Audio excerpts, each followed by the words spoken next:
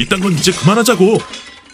제사상이 엎어지는 순간 나는 그저 바라만 봤습니다. 음식들이 방바닥에 흩어지고 아들의 거친 숨소리만 방 안을 가득 채우던 그 밤을 알람이 울리기 전에 눈이 떠졌습니다. 60년을 함께 산 사람이 곁에 없으니 몸이 먼저 기억하는 거겠죠. 이불을 개고 일어서는데 무릎이 시큰거렸습니다. 어제 장 보느라 무리했나 봅니다. 부엌으로 가는 복도는 어둡고 냉기가 발목을 감았습니다. 불을 켜자 식탁 위에 놓인 제사 재료들이 보였습니다. 어젯밤 손질해둔 북어, 시금치, 도라지가 가지런히 놓여 있었죠. 하나하나 정성껏 준비했건만 이걸 받을 사람은 이제 없습니다. 여보, 오늘 제삿날이에요. 말을 걸어봤지만 대답은 없었습니다. 당연하죠. 49일이 지났으니까요. 그래도 입버릇처럼 말을 걸게 되는군요. 60년이란 세월이 이렇게 몸에 배는 겁니다. 오후 내내 제사상을 준비했습니다. 밥을 짓고 나무를 묻히고 생선을 구웠습니다. 창밖은 조금씩 어두워졌고 김이 모락모락 나는 밥그릇을 상위에 올려놓으며 문득 생각했습니다. 이 사람 마지막까지 제대로 된 밥 한 끼 못 먹었지. 병원 밥은 싱겁고 차가웠거든요. 집에서 해주고 싶었는데 병원에서 나올 틈을 주지 않았습니다. 그렇게 2달을 누워만 있다가 세상을 떠났습니다. 제사상을 다 차리고 나니 저녁 8시였습니다. 아이들한테 11시까지 오라고 했으니 아직 3시간이 남았습니다. 상 앞에 앉아 남편의 사진을 바라봤습니다. 20년 전 환갑 때 찍은 사진인데 그땐 참 건강해 보였습니다. 여보, 애들이 올 거예요. 큰애도 미정이도 영호도. 사진 속 남편은 무표정하게 저를 내려다봤습니다. 살아생전에도 그랬습니다. 말이 없는 사람이었죠. 좋아하는지 싫어하는지 화나는지 기쁜지 표정으로는 알 수가 없었습니다. 그저 묵묵히 일하고 밥 먹고 자는 사람이었습니다. 그래도 나쁜 사람은 아니었어. 스스로에게 말했습니다. 때리지도 않았고 바람 피우지도 않았으니까요. 그냥 무관심했을 뿐입니다. 나한테도 애들한테도 마찬가지였죠. 돈만 벌어오면 가장 노릇은 다 한 거라고 생각했던 사람. 밤 10시 반쯤 현관문이 열리는 소리가 들렸습니다. 엄마, 저예요. 막내 형호였습니다. 제일 먼저 올 줄 알았습니다. 이 애가 제일 눈치가 빠르거든요. 뭔가 챙길 게 있을 때마다 제일 먼저 달려오는 아이였죠. 영호가 말했습니다. 어머니, 혼자 다 준비하시느라 힘드셨죠? 말은 그렇게 해도 손 하나 까딱 안 하더군요. 제사상을 둘러보더니 자기 핸드폰만 들여다봤습니다. 저는 대답 대신 부엌으로 가서 물 한 잔을 따라 마셨습니다.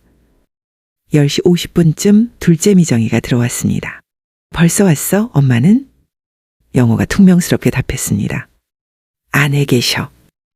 남매지만 사이가 좋지 않습니다. 어릴 때부터 그랬죠. 뭘 해도 서로 비교하고 질투했습니다. 11시 10분쯤 큰아들 민수가 왔습니다. 늦어서 죄송해요. 길이 막혀서. 항상 그렇습니다. 이 아이는 뭔가 잘못될까봐 미리 변명부터 준비하는 버릇이 있습니다. 아버지한테 혼나면서 잘한 탓이겠죠. 괜찮다. 이제 시작하자. 네 식구가 제사상 앞에 둘러앉았습니다. 장례식 때보다 더 무거운 공기였습니다. 벽시계가 자정을 알렸고 제사를 지내기 시작했습니다. 분향하고 절하고 술잔을 올렸습니다. 그동안 아무도 말이 없었습니다. 평소 같으면 누군가 한마디씩 했을 텐데 오늘은 유난히 조용했습니다. 뭔가 이상하다는 생각이 들었죠. 절을 마치고 일어서는데 큰아들의 얼굴이 보였습니다. 턱에 힘이 잔뜩 들어가 있고 눈은 제사상을 노려보고 있었습니다. 손이 미세하게 떨리고 있었죠. 저희가 무슨 생각을 하고 있는 거지? 불안한 예감이 스쳤습니다. 그때였습니다. 큰아들이 갑자기 벌떡 일어서더니 제사상을 향해 손을 뻗었습니다. 순간 모든 게 느리게 보였습니다. 그의 손이 상모서리를 잡고 힘껏 들어 올렸습니다. 밥그릇과 국그릇이 기울고 음식들이 공중으로 떠올랐습니다. 제사상이 뒤집히며 밥이 흩어지고 국물이 방바닥에 쏟아졌습니다. 정성껏 구운 생선이 벽에 부딪혔고 과일이 대굴대굴 굴러갔습니다. 이런 위선적인 짓은 이제 그만하자고. 아버지가 뭘 했다고 이렇게 제사를 지내? 평생 우리를 무시하고 엄마한테도 관심 없었던 사람이잖아. 미정이가 비명을 질렀습니다. 오빠 미쳤어? 지금 뭐 하는 거야? 민수가 동생을 향해 고함쳤습니다. 닥쳐. 너도 마찬가지야. 평소엔 안 오더니 아버지 돌아가시니까 유산 받으러 온 거잖아. 영호가 끼어들었습니다. 형, 진정해요. 일단 진정하고. 민수가 막내를 쏘아봤습니다. 너도 입 닥쳐. 네가 제일 더러워. 효자 코스프레 하면서 뒤에서 엄마 통장 노리는 거 다 알아. 세 남매가 동시에 소리를 지르기 시작했습니다. 저는 그 광경을 가만히 지켜봤습니다. 바닥에 엎어진 밥풀들, 벽에 튄 국물 자국, 깨진 그릇 조각들이 보였습니다. 하루 종일 정성껏 준비한 것들이 한순간에 쓰레기가 됐습니다. 아, 그렇구나.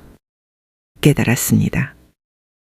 이 아이들에게 아버지는 이미 죽은 지 오래였다는 걸 알았습니다. 아니, 어쩌면 살아있을 때도 진짜 아버지는 아니었을지 모릅니다. 그냥 돈 벌어오는 기계, 유산 남겨줄 사람일 뿐이었습니다. 그리고 저는요? 저도 마찬가지였을 겁니다. 밥 해주는 사람, 빨래하는 사람, 제사상 차려주는 사람이었죠. 그냥 엄마라는 이름의 기능일 뿐.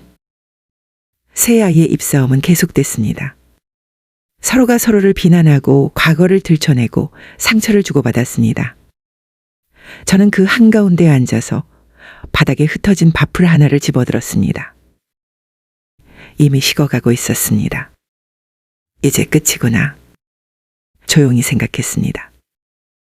더 이상 붙잡을 이유가 없다는 걸 그제 알았습니다. 60년이란 세월 동안 제가 지켜온 게 뭐였을까요? 가족이라는 이름뿐인 텅 빈 껍데기였던 걸까요? 눈물이 나올 것 같았지만 참았습니다. 이 상황에서 무너지면 제 인생 전부가 무너지는 것 같았으니까요. 그래서 그냥 앉아 있었습니다. 아이들의 고함 소리를 배경음처럼 들으며 남편의 사진을 바라봤습니다. 사진 속 남편은 여전히 무표정했습니다. 이 난리를 보고도 아무 감정이 없는 얼굴로 저를 내려다보고 있었습니다. 당신도 이럴 줄 알았나요? 대답은 없었습니다. 당연하죠. 죽은 사람은 말이 없으니까요. 거실 창밖으로 보이는 밤거리의 가로등이 깜빡였습니다. 자정이 지나고 새로운 날이 시작됐지만 이 집안의 시간은 그대로 멈춰버렸습니다. 제사상이 엎어진 지 10분쯤 지났을까요? 세 남매는 여전히 서로를 향해 소리를 지르고 있었습니다. 저는 조용히 일어나 부엌으로 갔습니다. 걸레를 들고 나와 바닥에 쏟아진 국물부터 닦기 시작했습니다. 이래야 하는 건가? 무릎을 꿇고 바닥을 닦으면서 생각했습니다. 자식들은 제 뒤에서 싸우고 저는 그 자식들이 엎지른 것을 치웠습니다. 60년이 이렇게 흘러왔고 앞으로도 이럴 거라는 생각이 들었습니다. 미정이가 제게 소리쳤습니다. 엄마는 뭘 안 하세요? 하지만 저는 대답하지 않았습니다. 대신 흩어진 밥풀을 하나하나 주워 담았습니다. 새벽부터 불린 쌀로 지은 밥인데 이렇게 버려지는구나 싶었습니다. 영호도 거들었습니다. 어머니, 형이 먼저 잘못했잖아요. 말 좀 해주세요. 말을 해달라고요? 무슨 말을 하길 바라는 걸까요? 오빠가 나빠라고 해주길 원하나요? 아니면 다들 잘못했다는 뻔한 말을 원하는 건가요? 입을 다물었습니다. 어차피 제 말은 아무도 듣지 않을 테니까요. 들은 척만 하고 자기 하고 싶은 대로 할 겁니다. 평생 그래왔으니까요. 큰아들 민수가 소파에 털썩 주저앉았습니다. 민수가 낮은 목소리로 말했습니다. 됐어, 다들. 이제 솔직하게 얘기하자. 우리 왜 여기 모인 거야? 집도 있고 예금도 있고 말이야. 그걸 어떻게 나눌 건지 얘기해야지. 순간 방안이 조용해졌습니다. 미정이와 영호가 서로 눈치를 보더니 하나둘 소파에 앉았습니다. 저는 여전히 바닥을 닦고 있었지만 귀는 그쪽을 향해 있었습니다. 그래, 이제 본색이 나오는구나. 영호가 먼저 입을 뗐습니다. 형 말이 맞아요. 어차피 해야 할 얘기잖아요. 저는 솔직히 말씀드리면 당장 돈이 좀 필요해요. 사업 자금이 필요해서요. 거짓말이었습니다. 눈을 똑바로 못 쳐다보고 손가락으로 바지를 뜯고 있었습니다. 이 애가 거짓말할 때 하는 버릇입니다. 도박빚이구나. 바로 알아챘습니다. 지난번에 이 애 아내가 저한테 전화했었거든요. 어머니, 영호가 요즘 이상해요. 돈을 자꾸 어디다 쓰는지 그때는 대수롭지 않게 넘겼는데 이제 보니 심각한 모양입니다. 미정이가 팔짱을 끼고 말했습니다. 오빠는 그렇다 치고 나는 공평하게 나누자는 거예요. 장남이라고 더 받고 이런 거 없어요, 요즘 시대에. 민수가 쏘아붙였습니다. 누가 더 받는다고 했어? 너야말로 평소에 한 번도 안 오더니 이럴 때만 공평 타령이야? 미정이가 목소리를 높였습니다. 오빠는 왔어요. 아버지 편찮으실 때 몇 번이나 병원 갔어요. 민수가 소리쳤습니다. 나도 바빴어. 사업이 어려워서. 또 시작됐습니다. 저는 걸레를 빨러 부엌에 갔습니다. 수도꼭지를 들자 차가운 물이 쏟아졌습니다. 걸레를 헹구는데 물에 밥풀과 국물이 섞여 하수구로 빨려 들어갔습니다. 내 인생이 저렇게 흘러가는구나. 문득 그런 생각이 들었습니다. 거실에서는 여전히 아이들의 목소리가 들렸습니다. 이번엔 금액 얘기를 하더군요. 미정이가 물었습니다.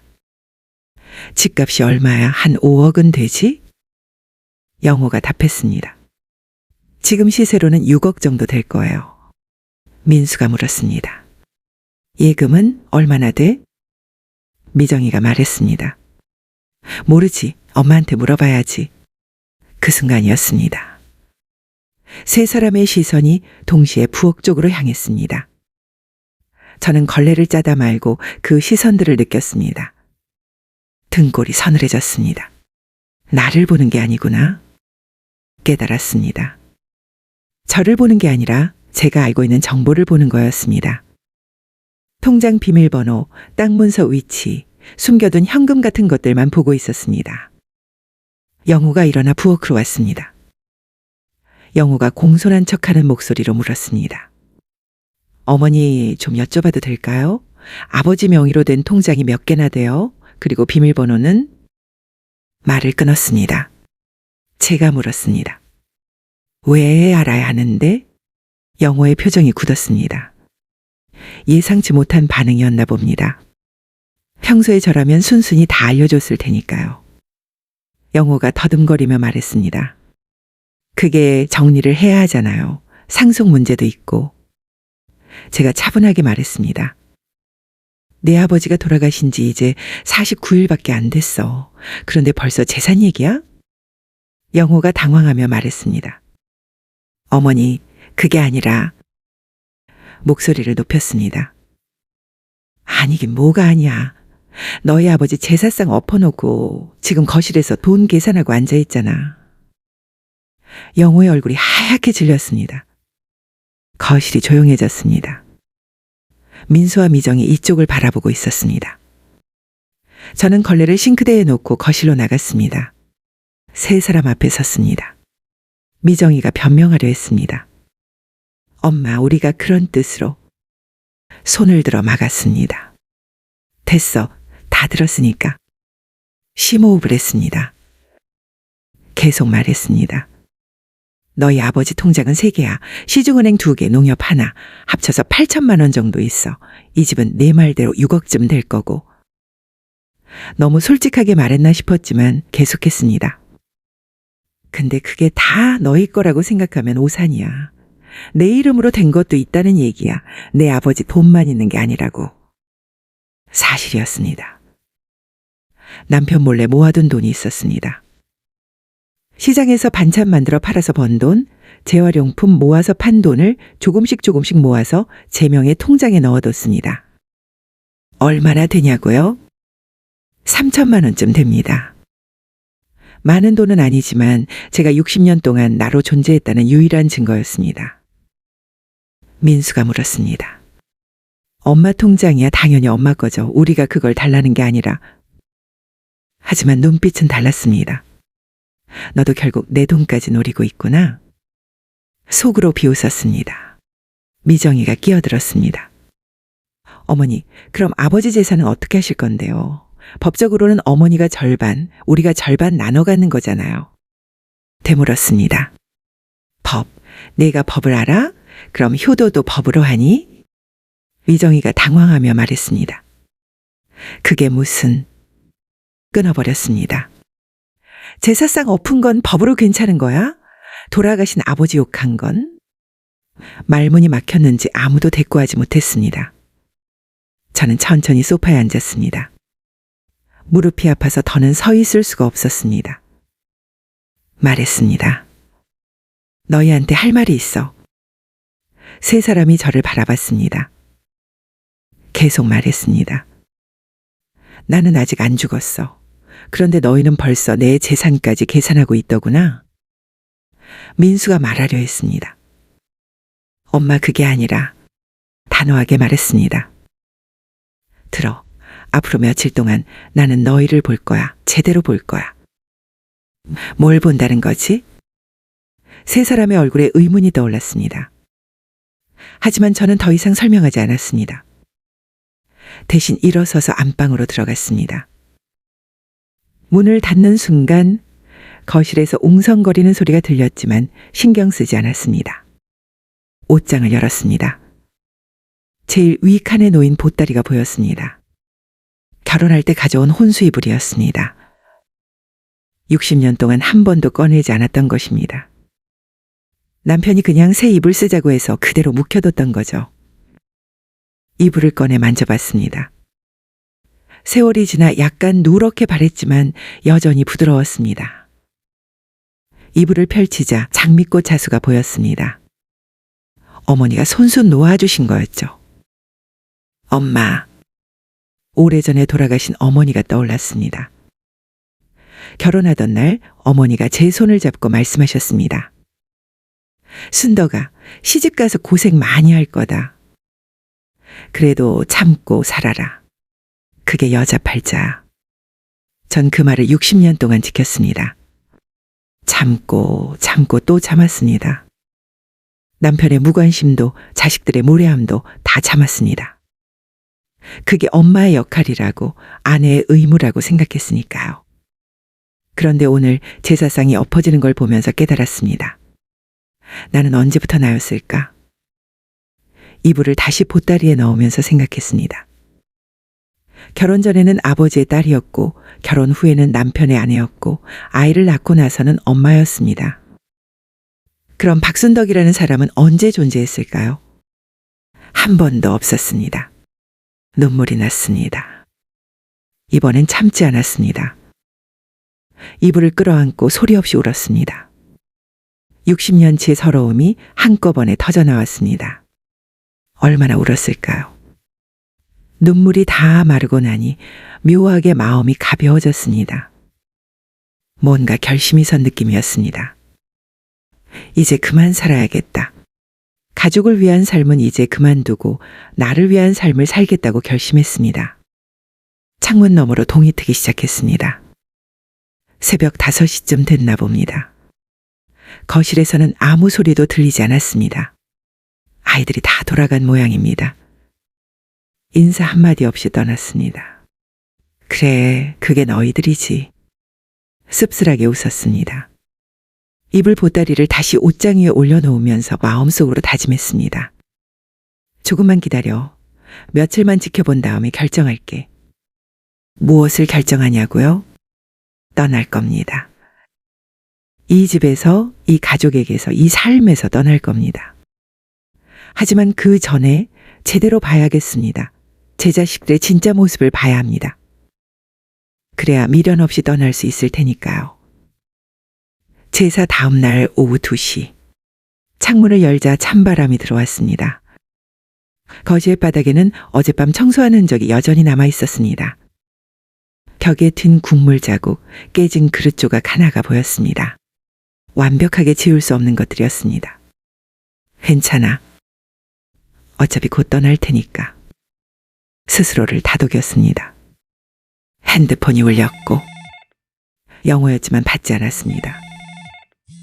곧이어 미정에게서도 전화가 왔지만 그것도 무시했습니다. 뭐라고 변명하려는 건지 아니면 또 돈 얘기를 하려는 건지 뻔했으니까요. 부엌으로 가서 밥을 지었습니다.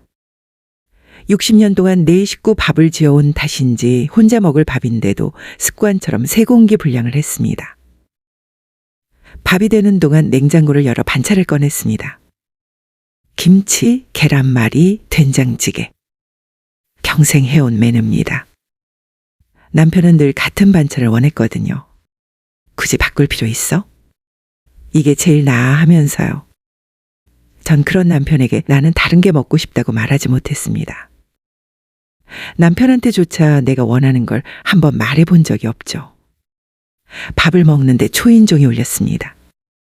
현관 모니터를 보니 큰아들 민수였습니다. 혼자가 아니라 미정이와 함께였습니다. 둘이 언제 친해졌다고 같이 오다뇨. 뭘 꾸민 거구나. 직감했습니다. 문을 열어줬습니다. 두 사람이 들어오며 어색하게 웃었습니다. 미정이가 말했습니다. 엄마 식사 중이었어요? 저희가 너무 일찍 왔나? 대답했습니다. 이미 다 먹었어. 들어와. 거실로 안내했습니다. 두 사람은 소파에 나란히 앉았고 저는 맞은편에 자리를 잡았습니다. 마치 협상 테이블 같은 분위기였습니다. 민수가 먼저 입을 뺐습니다. 엄마, 어제 일은 정말 죄송해요. 제가 화를 참지 못해서 그렇게 됐어요. 제사상까지 진심 같지 않았습니다. 눈은 웃지 않았고 목소리는 떨림이 없었습니다.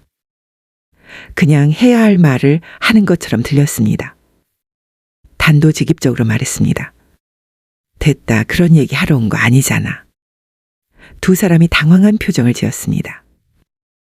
예상보다 제가 너무 차갑게 나왔나 봅니다. 미정이가 거들었습니다. 엄마가 오해한 것 같아서. 우리가 아버지 유산 때문에 그러는 게 아니라 엄마 노후를 걱정해서 그래. 엄마 혼자 이 큰 집에서 사시기 힘들잖아? 또 시작이군요. 노후 걱정이라는 포장지로 싼 욕심. 이 패턴을 얼마나 많이 봤는지 모릅니다. 물었습니다. 그래서? 민수가 말했습니다. 그래서 집을 팔까 하는데요. 엄마는 우리 집으로 오시면 되고 이 집은 정리하는 게 어떨까 싶어서요. 관리하기도 힘드시잖아요. 아, 그렇군요. 집을 팔아서 돈으로 만들고 싶은 거였습니다. 저를 자기네 집에 데려가서 통제하면서 재산은 미리 나눠 갖겠다는 거죠. 짧게 대답했습니다. 됐다. 이 집은 안 팔아. 나는 여기서 살 거야. 미정이의 얼굴이 굳었습니다. 민수는 한숨을 쉬더니 다른 접근을 시도했습니다. 그럼 적어도 관리는 저희가 해드릴게요. 통장이랑 인감 같은 거 저희가 보관하고. 필요 없어. 내가 아직 정신멀쩡해. 내 돈 내가 관리할 수 있어. 민수가 말하려 했습니다. 엄마, 그런 뜻이 아니라. 일어섰습니다. 됐으니까 그만 가봐. 두 사람도 어쩔 수 없이 일어났습니다. 현관까지 배웅하는 동안 둘은 계속 무언가 설득하려 했지만 저는 듣지 않았습니다. 문을 닫고 나니 다리에 힘이 풀렸습니다. 소파에 주저앉아 한참을 그렇게 있었습니다. 가슴이 답답하고 머리가 지끈거렸습니다. 이제 시작이구나. 앞으로 며칠간 이런 일이 반복될 거라는 걸 알았습니다. 하나하나 설득하려 들고 구슬리려 하고 때로는 협박도 하겠죠. 하지만 저는 이미 결심했습니다. 다 지켜보겠다고. 끝까지요. 그래서 미련 하나 없이 떠나겠다고 다짐했습니다. 제사 후 3일째 오전 7시. 초인종 소리에 잠에서 깼습니다. 시계를 보니 아침 7시였습니다. 누가 이렇게 아침 일찍 올까 싶어 문을 열었더니 막내 영호가 서 있었습니다. 손에는 과일 바구니를 들고 있었습니다. 영호가 웃으며 말했습니다. 어머니 주무시는데 깨웠죠? 출근 전에 잠깐 들렀어요. 과일을 내밀었습니다. 하지만 그 웃음이 예전 같지 않았습니다. 어딘가 억지스럽고 눈가에는 다크서클이 짙었습니다. 들어와. 부엌에 과일을 놓고 물을 끓여 차를 탔습니다. 영호는 거실을 두리번거리더니 물었습니다. 형이랑 누나 또 왔었어요? 그래, 그저께. 뭐라고 하던가요? 궁금한 게 아니었습니다. 형과 누나가 뭘 얘기했는지 자기만 소외된 건 아닌지 확인하고 싶은 거였죠. 별 얘기 안 했어. 영호가 차를 한 모금 마시더니 조심스럽게 꺼냈습니다. 어머니, 사실 제가 오늘 온 이유가 있어요. 말해봐. 저 돈이 좀 필요해요. 당장 3천만 원이요. 아니 2천만 원만이라도. 목소리가 떨렸습니다.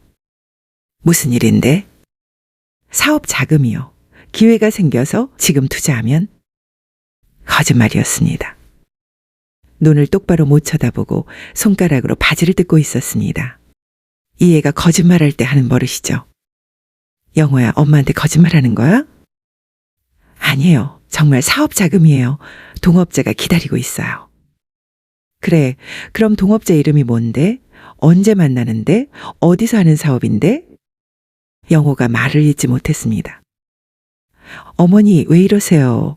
절 못 믿으세요? 단호하게 말했습니다. 응, 못 믿어. 영호의 얼굴이 창백해졌습니다.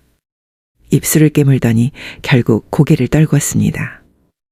작은 목소리로 말했습니다. 도박빚이에요. 5천만 원. 이자까지 합치면 6천...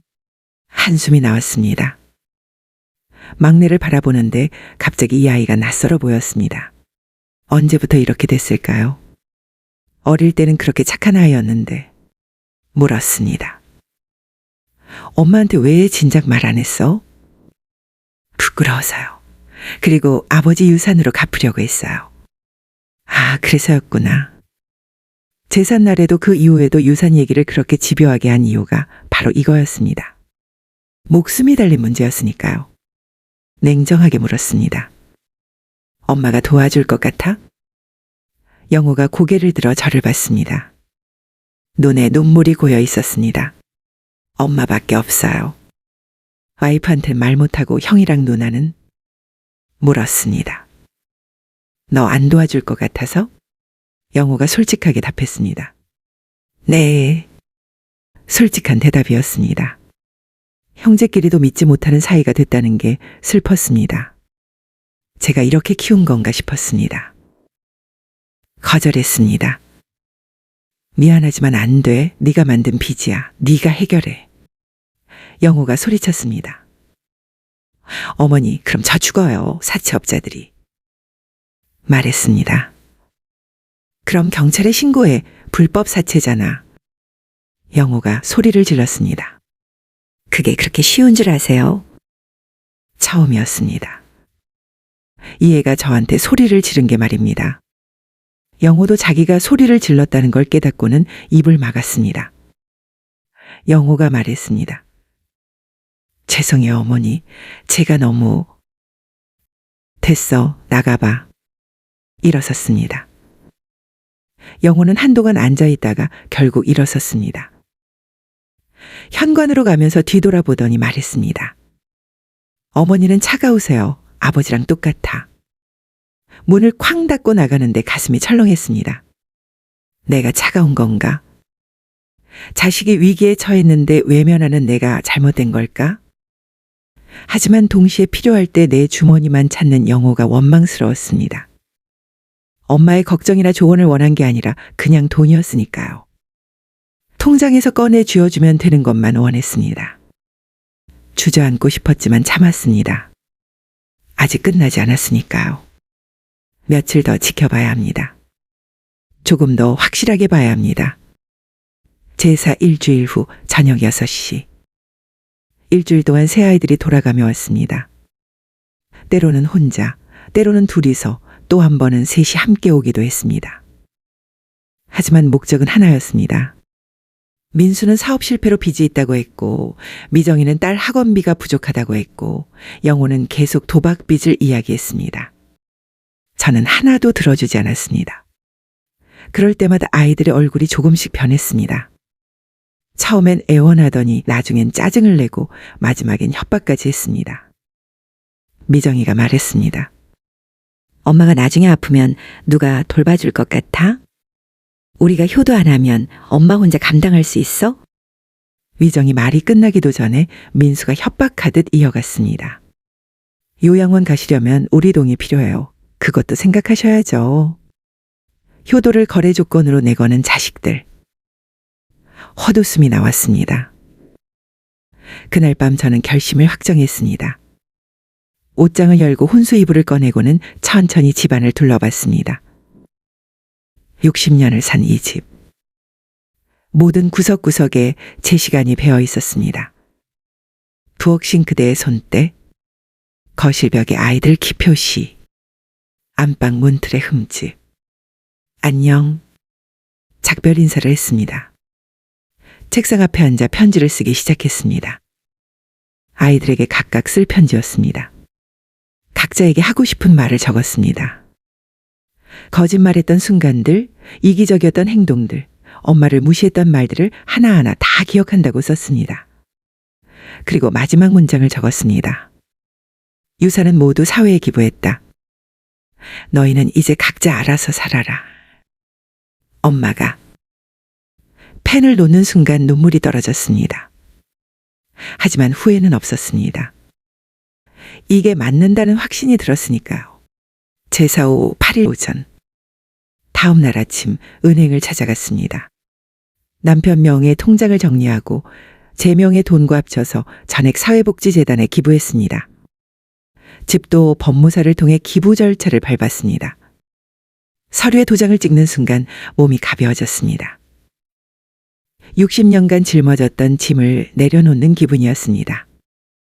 은행 직원이 물었습니다. 정말 괜찮으세요? 가족분들과 상의는 하셨고요. 미소 지으며 대답했습니다. 네, 괜찮아요. 이게 제 돈이에요. 집으로 돌아와 짐을 쌌습니다.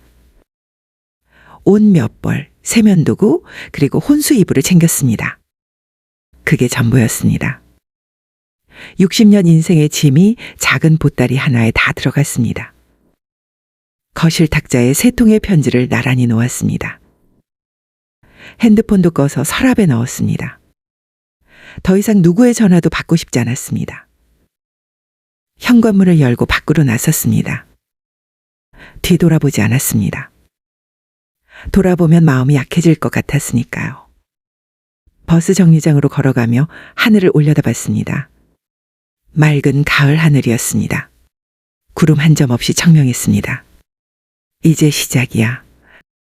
속으로 말했습니다. 박순덕이 아닌 나로 사는 시간이 시작됩니다. 버스를 기다리는데 뒤에서 누군가 불렀습니다. 순덕아. 돌아보니 옆집 정숙이었습니다. 숨을 헐떡이며 달려오더니 제 보따리를 보고는 얼굴이 굳었습니다. 정숙이 물었습니다. 이게 무슨 짓이야? 집을 나간다고? 물었습니다. 어떻게 알았어? 정숙이 답했습니다. 아까 은행 앞에서 봤어. 내가 큰 돈을 기부한다길래 이상해서 뒤따라왔지. 정숙은 제 친구였습니다. 초등학교 동창입니다. 결혼해서 같은 동네에 살게 됐고 60년 동안 옆집에서 지내왔습니다. 제 인생에서 유일하게 속마음을 나눈 사람이었습니다. 둘러댔습니다. 그냥 여행 가는 거야. 정숙이 말했습니다. 거짓말. 네 표정 보면 알아. 그 이불 혼수 이불이잖아. 여행 갈 때 혼수 이불을 챙기는 사람이 어딨어? 말문이 막혔습니다. 버스가 오는 소리가 들렸습니다. 정숙이 제 팔을 붙잡았습니다. 정숙이 물었습니다. 순덕아, 나한테 말해봐. 무슨 일이야? 겨우 입을 열었습니다. 애들한테 실망했어. 제사날 상을 없더니 그 뒤로 일주일 내내 돈 타령이었어. 나는 그냥 엄마가 아니라 지갑이었어. 목이 메었습니다. 정숙이 물었습니다. 그래서 도망가는 거야? 답했습니다. 도망이 아니야. 선택이지. 정숙이 한숨을 쉬었습니다. 그게 그거지 뭐. 버스가 멈춰섰습니다. 문이 열리고 기사가 저를 기다리는 눈치였습니다. 나 가야 해. 정숙이 물었습니다. 어디 가는데? 짧게 답했습니다. 바다, 어느 바다든 상관없어. 멀리.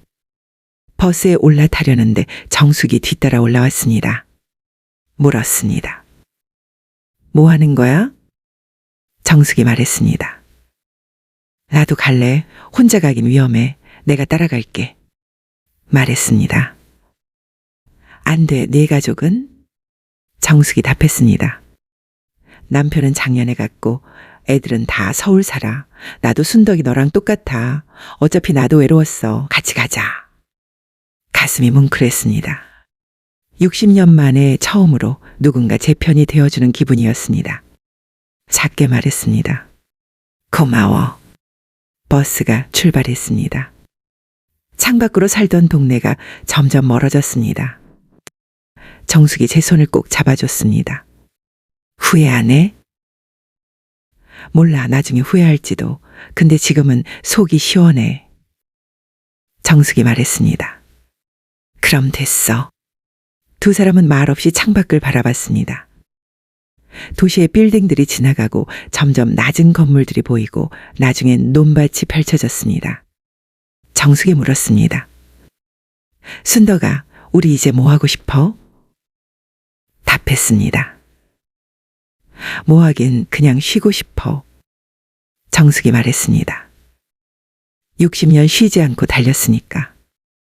고개를 끄덕였습니다. 응.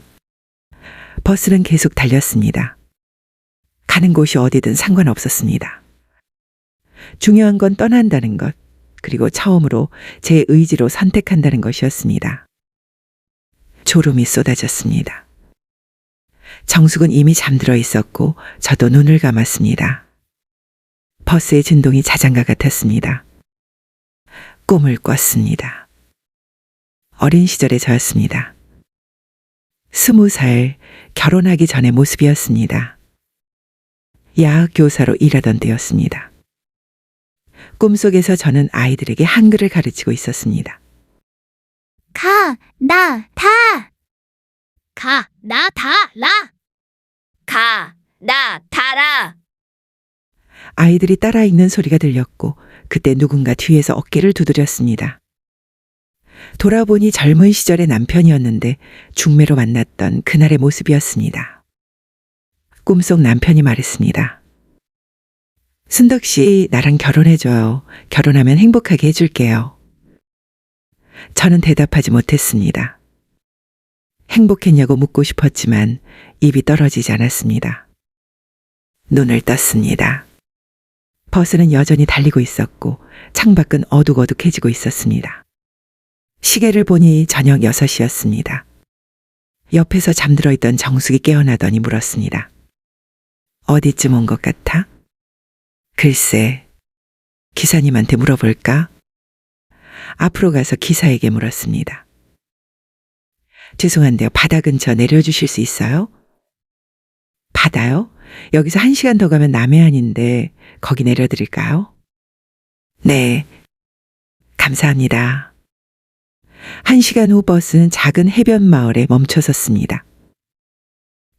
내리니 바다 냄새가 났고 짠내와 함께 자유로운 느낌이 들었습니다. 정숙이 말했습니다. 숙소 알아봐야겠다. 마을을 걸으니 민박집 간판에 바다 보이는 집이라고 쓰여 있었습니다. 초인종을 눌렀습니다. 문을 연 것은 60대쯤 되어 보이는 여자 주인이었습니다. 주인이 물었습니다. 어서 오세요. 방 찾으세요? 답했습니다. 네, 장기로 있을 수 있을까요? 한 달, 아니 그냥 계속요. 주인이 눈을 크게 떴습니다. 계속이요? 돈은 미리 드릴게요.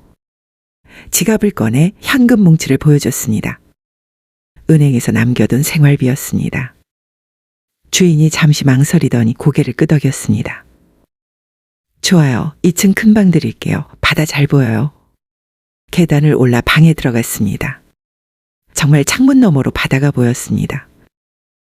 어둑한 밤이었지만 파도 소리가 들렸습니다.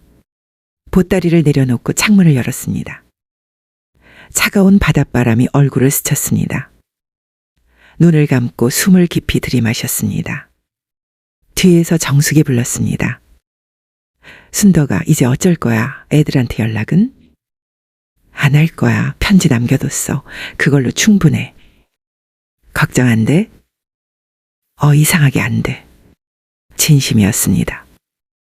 예전 같았으면 밤새 걱정하고 잠도 못 잤을 텐데 지금은 담담했습니다. 어쩌면 이미 마음의 끈을 놓은 걸지도 모릅니다. 정숙이 이불을 펴며 말했습니다. 잘 자. 내일부터 우리 진짜 우리 인생 살자. 그래, 이젠 우리 인생 살아보자. 불을 끄고 누웠습니다. 어둠 속에서 파도 소리만 들렸습니다. 규칙적이고 평온한 소리였습니다. 60년 만에 처음으로 아무 걱정 없이 잠들 수 있을 것 같았습니다. 민박집 이틀 후 아침. 잠에서 깨니 파도 소리가 들려왔습니다. 창문을 여니 햇살이 바다를 비추고 반짝이는 물결이 눈부셨습니다. 정숙이는 아직 자고 있어 저는 혼자 조용히 밖으로 나갔습니다. 민박집 앞 작은 벤치에 앉아 바다를 바라보는데 갈매기들이 날아다니고 멀리선 배가 떠다니는 모습이 마치 세상의 주인공이 된 듯 했습니다. 이렇게 평온할 수가. 가슴이 벅찼습니다. 60년 동안 한 번도 느껴보지 못한 평화였습니다. 아침에 일어나서 누구 밥을 챙길 필요도 청소할 필요도 걱정할 필요도 없었습니다. 그냥 여기 앉아서 바다를 보는 것만으로 충분했습니다. 민박집 주인이 나와 말을 걸었습니다. 일찍 일어나셨네요. 네, 잠이 잘 와서요. 주인이 물었습니다. 바다가 좋으세요? 네, 오랜만에 봐서 그런가 새롭네요. 여기 얼마나 계실 건데요? 잠시 망설였습니다. 아직 모르겠어요. 당분간은요. 좋아요. 편히 계세요. 조용한 분들이니까 환영이에요. 주인은 미소 지으며 돌아갔습니다. 벌써 일어났어? 나 혼자 잘 뻔했네. 정숙이 나왔습니다. 미안, 바다가 보고 싶어서. 정숙이 옆에 앉으며 말했습니다. 나도 봐야지. 우리 둘은 말없이 한참을 바다를 바라보았습니다. 파도가 밀려왔다 물러가고 또 밀려왔다 물러갔습니다. 순덕아, 응? 후회 안 해? 진짜로? 솔직하게 말했습니다. 가끔 생각은 나, 애들 얼굴이. 어릴 때 모습들, 민수가 처음 걷던 날, 미정이가 학교 가던 날, 영호가 울면서 매달리던 날. 그럼 돌아갈래? 단호하게 말했습니다. 아니, 그때의 애들이랑 지금의 애들은 달라. 나도 달라졌고. 그래, 맞아. 정숙이 제 손을 잡으며 물었습니다.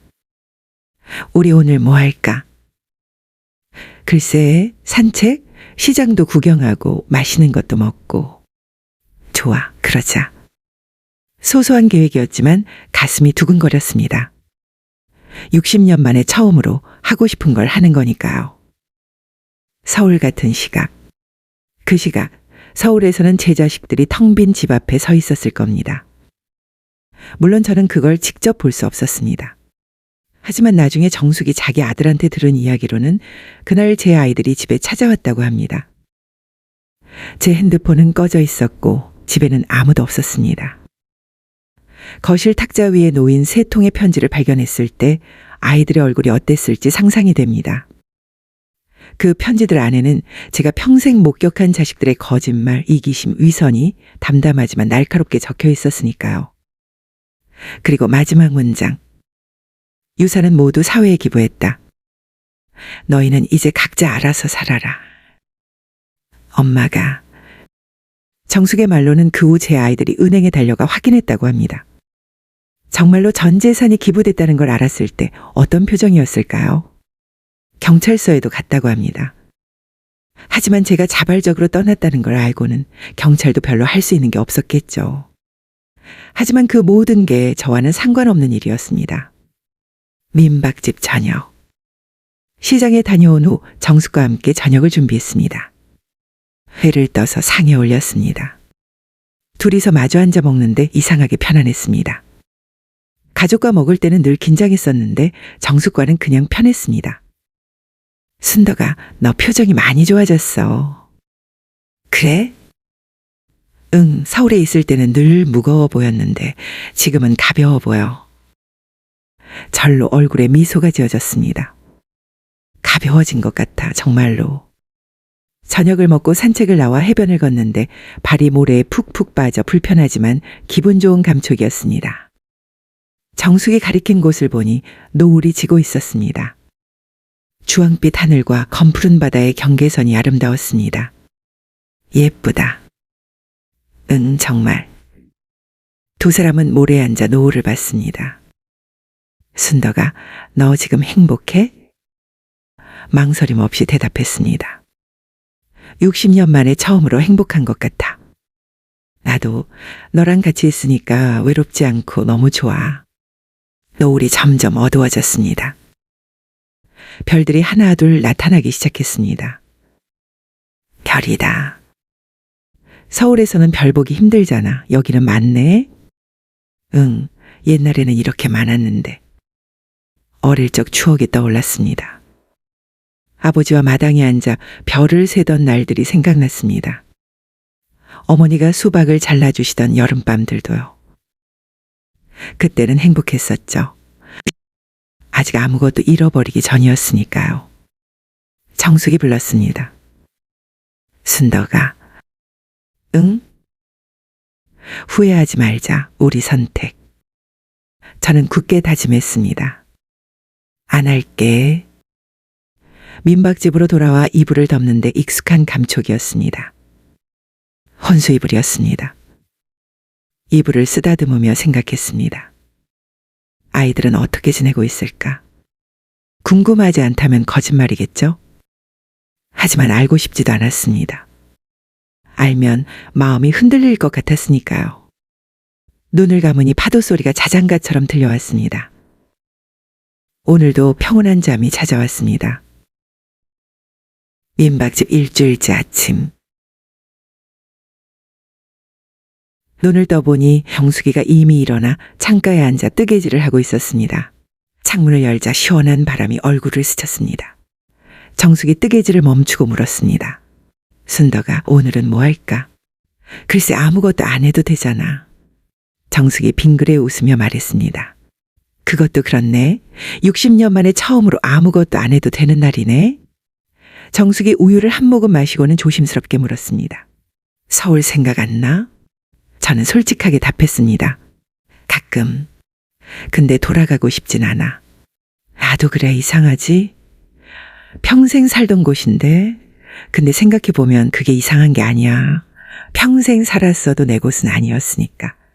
맘편집, 시댁, 자식들 집이었지. 내 집은 아니었어. 정숙이 한숨을 쉬며 공감했습니다. 오후 해변. 혼자 산책을 나왔습니다. 정숙은 낮잠을 자겠다고 했고 저는 모래사장을 천천히 걸으며 뒤를 돌아봤습니다. 제 발자국만 길게 이어져 있었습니다. 60년 동안 내 발자국은 어디에 있었을까? 남편 뒤를 따라가고 아이들을 쫓아가느라 제 발자국은 없었던 것 같습니다. 바위에 앉아 바다를 바라보니 파도가 끊임없이 밀려왔다 물러가기를 반복했습니다. 지루할 법도 한데 오히려 평온했습니다. 나도 이렇게 살면 되는구나. 특별할 것 없이 그저 있는 그대로 살면 되는 거였습니다. 주머니에서 편지 한 통을 꺼냈습니다. 떠나기 전 몰래 챙겨온 것으로 아들 민수가 초등학교 때 쓴 편지였습니다. 엄마 사랑해요. 엄마는 세상에서 제일 예쁜 엄마예요. 그때는 진심이었을 겁니다. 언제부터 변한 걸까요? 아니, 변한 게 아니라 원래 이랬던 걸 제가 모른 척한 걸까요? 편지를 바다에 던지자 바람에 날려 파도 속으로 사라졌습니다. 안녕. 작별 인사를 했습니다. 2주째 마이너스 아침. 누군가 문을 두드리는 소리에 잠에서 깼습니다. 민박집 주인의 목소리가 복도에서 들렸습니다. 순덕 씨, 손님이 찾아오셨어요. 심장이 철렁 내려앉았습니다. 누가 나를 찾아왔을까? 침대에서 일어나 문을 열자 주인이 난처한 표정으로 서 있었습니다. 아드님들이라고 하시는데 어떻게 할까요? 예상했던 일이었습니다. 언젠가는 찾아올 거라고 생각했으니까요. 알겠어요. 올라오라고 하세요. 주인이 계단을 내려가는 소리가 들렸고 정숙이 잠에서 깨어 물었습니다. 누구야? 애들이야. 결국 찾아왔어. 정숙의 표정이 굳어졌습니다. 어떻게 할 거야? 안 만나도 돼. 만나야지. 어차피 피할 순 없어. 계단을 올라오는 발소리가 점점 가까워졌고 문이 열리자 민수, 미정, 영호가 들어왔습니다. 세 사람 모두 초췌해 보였습니다. 민수가 먼저 입을 열었습니다. 어머니, 손을 들어 막았습니다. 앉아 서 있지 말고. 세 사람이 소파에 나란히 앉았고 저는 맞은편에 자리를 잡았습니다. 침묵이 방 안을 가득 채웠습니다. 민수가 입술을 깨물다가 조심스럽게 말했습니다. 어떻게 찾았냐고 물으실 것 같은데 사설탐정을 고용했어요. 2주 동안 전국을 뒤졌습니다. 그럴 줄 알았어. 너희가 포기할 사람들이 아니지. 미정이가 눈물을 글썽이며 앞으로 몸을 숙였습니다. 엄마, 집으로 돌아가. 제발, 우리 진짜 잘못했어. 싫어. 나는 여기가 좋아. 영우가 무릎을 꿇으려 하자 말렸습니다. 그만, 그런 거 안 통해. 이제 그런 거 소용없어. 영우가 떨리는 목소리로 말했습니다. 어머니, 저희가 정말 반성하고 있어요. 매일 밤 잠도 못 자고. 반성하고 있다고? 뭘 잘못했는데? 세 사람이 서로 눈치를 보며 대답하지 못했습니다. 제사상 엎은 거, 유산 타령한 거, 엄마 돈 훔친 거, 거짓말한 거, 협박한 거, 뭘 잘못한 건지 정확히 말해봐. 민수가 고개를 떨어뜨리며 작은 목소리로 말했습니다. 다요, 다 잘못했습니다. 다? 그래, 다 잘못했지. 근데 그걸 이제 와서 반성한다고 해서 뭐가 달라져? 60년 동안 쌓인 게 2주 만에 없어질 것 같아? 미정이가 울기 시작했습니다. 엄마, 우리 정말 달라질 수 있어. 기회만 줘, 제발. 냉정하게 말했습니다. 60년이 기회였어. 근데 너희는 그 시간 동안 뭘 했어? 엄마를 사랑한 적이 있어? 한 번이라도? 돌아가. 이제 우리는 남이야. 나는 너희 엄마 아니고 너희는 내 자식 아니야. 민수가 벌떡 일어나며 소리쳤습니다. 어머니, 그래도 저희는 어머니 자식이잖아요. 피는 못 속여요. 답했습니다. 자식이 부모한테 이래? 너희는 자식 자격이 없어. 그냥 남보다 못한 사람들이야. 나가. 다시는 찾아오지 마. 세 사람은 천천히 일어났습니다. 나가면서 한 번씩 뒤돌아봤지만 저는 창밖을 바라보며 외면했습니다. 문을 닫자마자 다리에 힘이 풀려 주저앉았습니다. 정숙이 달려와 저를 부축했습니다. 괜찮아? 물 가져올까? 응, 괜찮아. 물은 됐어. 괜찮지 않았습니다. 가슴이 찢어지는 것 같았고 숨이 막혔습니다. 하지만 후회는 없었습니다. 밤이 되었습니다. 잠이 오지 않아 창밖을 보며 생각했습니다. 내가 너무 잔인한 걸까? 자식들을 그렇게 돌려보낸 게 옳은 일이었을까요?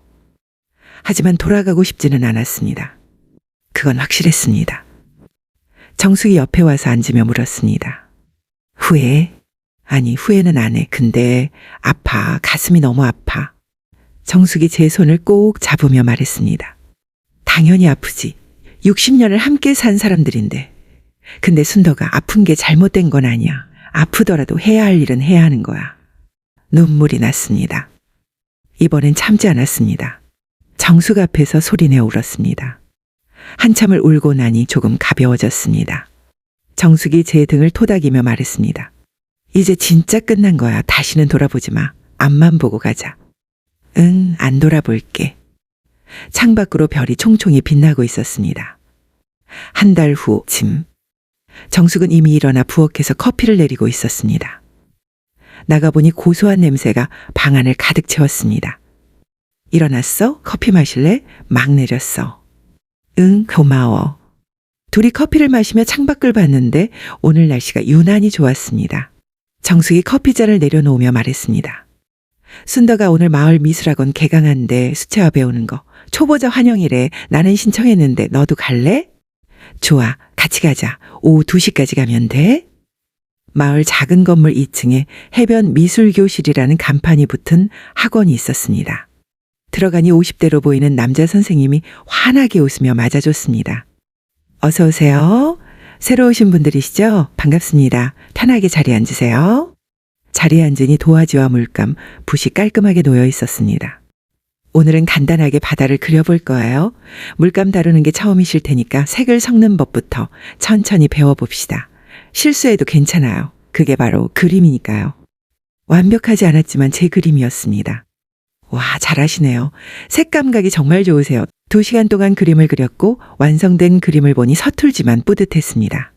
민박집으로 돌아와 그림을 방에 걸어놨더니 정숙이 감탄했습니다. 와, 진짜 잘 그렸다. 재능 있나 보다. 나보다 훨씬 잘 그렸어. 그런가? 근데 정말 재밌더라. 다음 주에 또 가고 싶어. 정숙이 고개를 끄덕이며 말했습니다. 그래, 같이 가자. 우리 할머니 화가 되는 거야. 저녁을 먹고 해변을 산책했습니다. 파도 소리가 들렸고 정숙이 걸으면서 물었습니다. 순덕아, 우리 잘하고 있는 거 맞지? 응, 맞아. 확신해. 잠자리에 들기 전 핸드폰을 켰습니다. 한 달 만이었고 문자가 수십 개 쌓여 있었습니다. 마지막 문자는 민수였습니다. 어머니, 읽고 다시 껐습니다. 마음이 흔들리지 않았습니다. 이미 끝난 일이었으니까요. 거울을 봤습니다. 주름진 얼굴이 보였지만 눈빛만큼은 또렷했습니다. 스스로에게 말했습니다. 박순덕, 수고했어. 정말 잘했어. 이제부터 네 인생이야. 이불 속으로 들어갔습니다. 혼수 이불이 포근하게 몸을 감쌌고 눈을 감았습니다. 파도 소리가 들렸습니다. 내일은 또 무엇을 할까요? 그림을 그릴까요? 책을 읽을까요? 산책을 할까요? 선택은 제 것이었고 그것만으로 충분했습니다. 잠이 들었습니다. 60년 만에 가장 편안한 잠이었습니다.